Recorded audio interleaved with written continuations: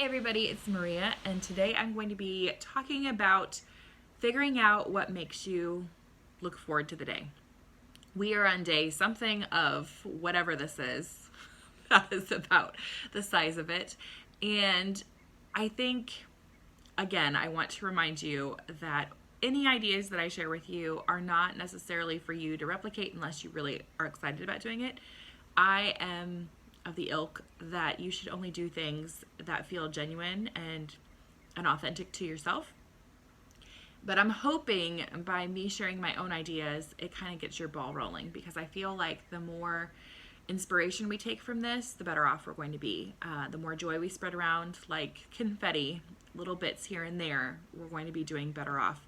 Obviously, this is crazy times, and crazy times call for desperate measures.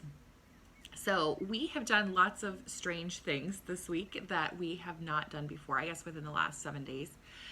We had a birthday party for my middle child's favorite stuffed animal. That was incredible. We put a candle in cornbread and sang to it and dressed Flopsy. He's a Peep animal that my 9-year-old made.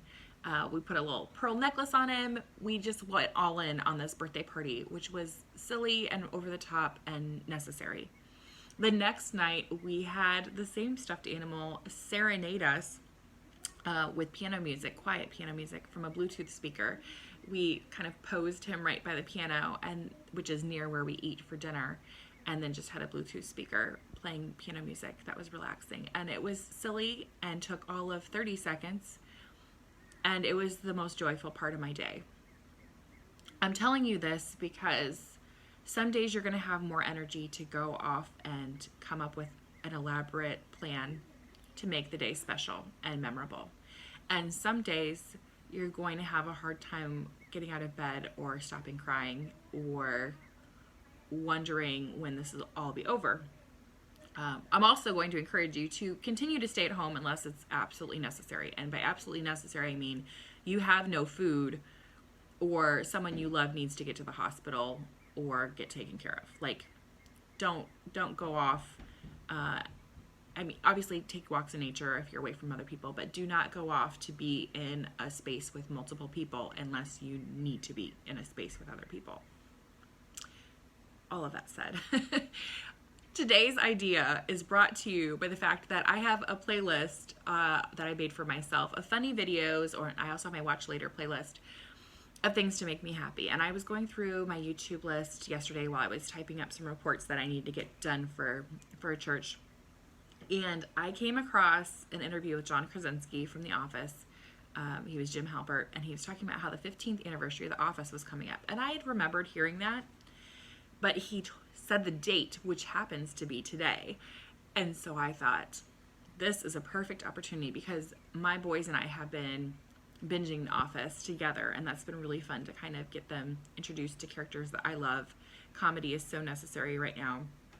And so I thought for homeschool today, I would do all Office-themed things. So I got so excited. I stayed up and wrote a couple things, and I just wanted to share them with you. Again, if you don't like The Office, don't do this stuff, but you can take some of this and adapt it for your own kids at home, for yourself, and hopefully this will kind of get those wheels cranking, because we're going to need some funny, ridiculous memories in here to survive. First up, we are going to do a fire drill later. Obviously, I will play the clip again. It's my favorite, probably stress relief. That little clip is probably my very favorite part of the entire season, series, whatever. So we'll do a fire drill. We will be doing Mad Libs, which they do in another episode. We're going to have an art show at the end of the day where they can put their art on the wall, just like Pam did. And then we also are going to be doing a couple Office Olympics games that we can make up. So the other things I found online, the Office Bingo. So some of these are Stanley does a crossword puzzle, Dwight helps Michael, Michael says something offensive, visit to the warehouse, Meredith gets injured, Jim pranks Dwight, Angela says something judgy. There's a whole bunch of things in here. And again, you can make up your own bingo. You can make up quarantine bingo. Somebody starts crying. Somebody runs out of a food they love. Go for a walk outside. I don't know. Make your own bingo and do it. If there is a show or a movie that you guys like, make up a bingo. This takes not very much to think of, and you could do that. The next thing we're going to do is an art perspective. I printed off a copy of Pam's drawing of Dunder Mifflin, and we're going to be trying to replicate it and talking about shadows and lines and that kind of stuff. This is where I really got into it. We are working on, my boys have been very creative with their storytelling. They are not very good at punctuation and capitalization, and it's driving me crazy because we've been working on this for a really long time and they should be better at it, in my own opinion. However, they're not going to get better at it from me harping and nagging. They might get better if I have a worksheet I made up that I will also be doing because it's fun. Write dialogue for each of these office characters. Start and end with quotation marks. Use proper capitalization and punctuation.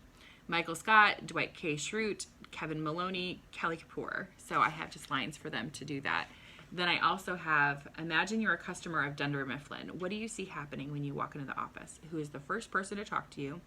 What do they look like? How are they acting? Write what you will tell your family. So I have that kind of as a fun writing assignment. Then I got really into it. These are individual challenges we'll do throughout the day. The first one is we've been talking about first aid a bit because we're studying biology and the human body. And for those of you who've seen The Office, you know that Michael Scott burns his foot on a George Foreman grill. And there's, hilarity ensues.